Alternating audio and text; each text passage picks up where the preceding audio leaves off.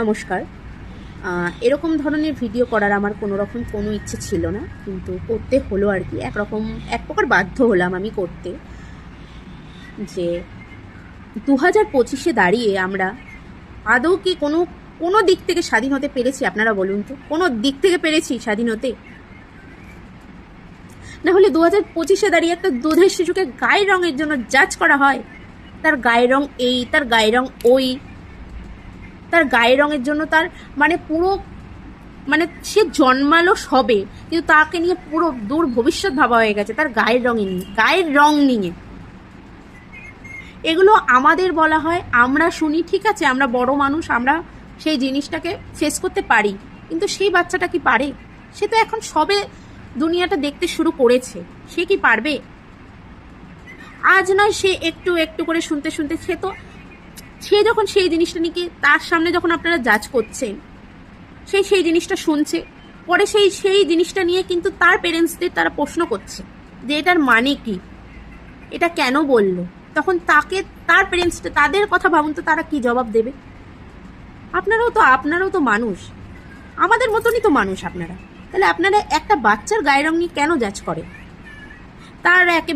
তার জন্মানোর থেকে শুরু করে তার বিয়ে পর্যন্ত ভাবতে শুরু করে দিন। তার কিন্তু পুরো কেরিয়ারটা পড়ে আছে, কিন্তু আপনারা কি করেন? জন্ম থেকে শুরু করে তার একেবারে বিয়ে পর্যন্ত ভাবতেন না, গায়ের রং এরকম, ওর মনে হয় বিয়ে হবে না, ওর মনে হয় এই হবে না। বা সে যদি একটু জামা কাপড় নিয়ে সে কখনো যদি দেখেছেন ফুলাতা জামা পরেছে, তখন তো আপনারা কি জাজ করছেন?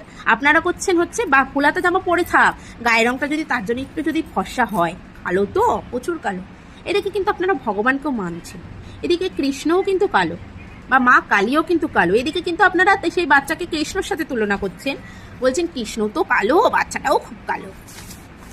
তুই কৃষ্ণ ঠাকুরেরই গায়ের রং পেয়েছিস। এদিকে কিন্তু আপনারা অপমানটা কিন্তু দুই দিকেই করছেন, এদিকে বাচ্চাটাকেও করছেন, এদিকে কিন্তু ভগবানকেও কিন্তু করছেন। এগুলো কিন্তু থামছেন না কাছের লোক বা দূরের লোক, আপনারা কিন্তু এই দিক থেকে থামছেন না। কিন্তু আপনাদের একটা জিনিস বুঝতে হবে, ওরা মানুষ। আপনারা যদি এখনকার দিনে দাঁড়িয়ে আপনারা যদি এই জিনিসটাকে নিয়ে জাজ করেন, আপনাদের বাড়িতেও তো আছে বাচ্চা আছে, তো হয়তো হতে পারে আপনাদের বাচ্চা হয়তো ফর্সা, আমাদের বাচ্চা হয়তো কালো, আপনাদের বাচ্চা প্রচুর ফর্সা।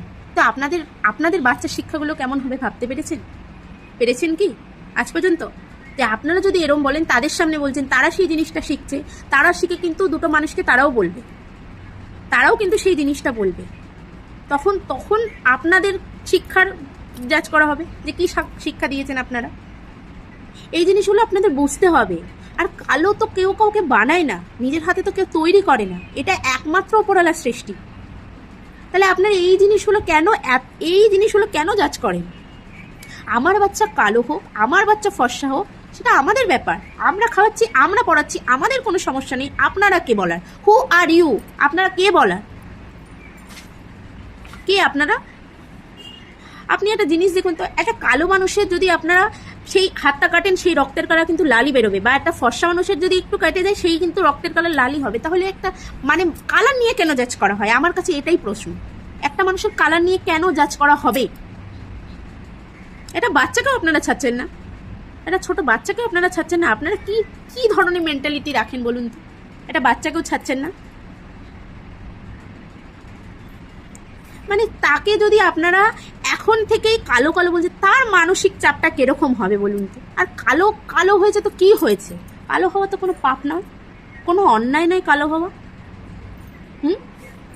কালো হওয়া তো কোনো অন্যায় না। তাতে আপনাদের এত প্রবলেম কিসের? আমার একটু এইটুকু জানার ইচ্ছা, আপনাদের এত প্রবলেমটা কিসের?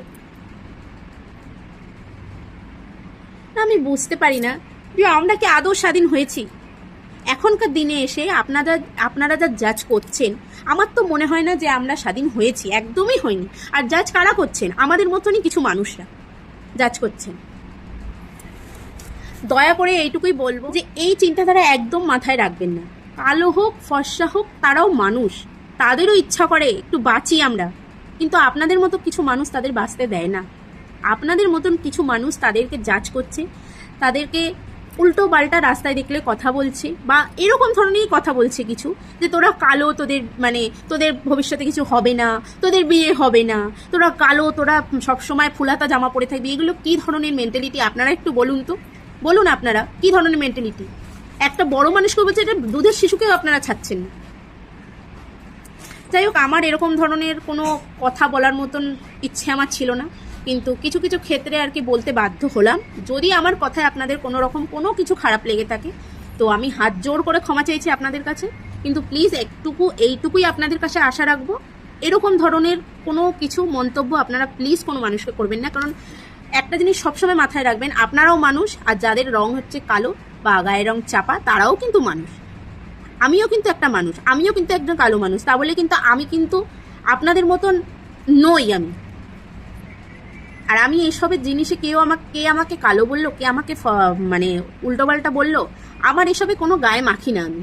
কিন্তু কি বলুন তো, আমি নয় মাখি না, কিন্তু আমার বাচ্চাটাও তো আছে, আমার বাচ্চাটা কালো হোক ফর্সা হোক বা যাই হোক, আমার বাচ্চাটাকে যদি কেউ কিছু বলে, কিন্তু আমি তো আজকালকে দিন সেগুলো সহ্য করব না। কেন করব বলুন তো? সেও তো বাচ্চা, তার উপরে কি এফেক্ট করবে আপনারা বলুন তো? যাই হোক, আমার কথায় যদি আপনাদের কোনো খারাপ লেগে থাকে, তো আমি আপনাদের কাছে হাত জোর করে ক্ষমা চাইছি। আর একটাই আপনাদের কাছে অনুরোধ, প্লিজ এরকম ধরনের কথা কোনো মানুষকে মনে হাগাত দিয়ে কথা প্লিজ বলবেন না, প্লিজ না।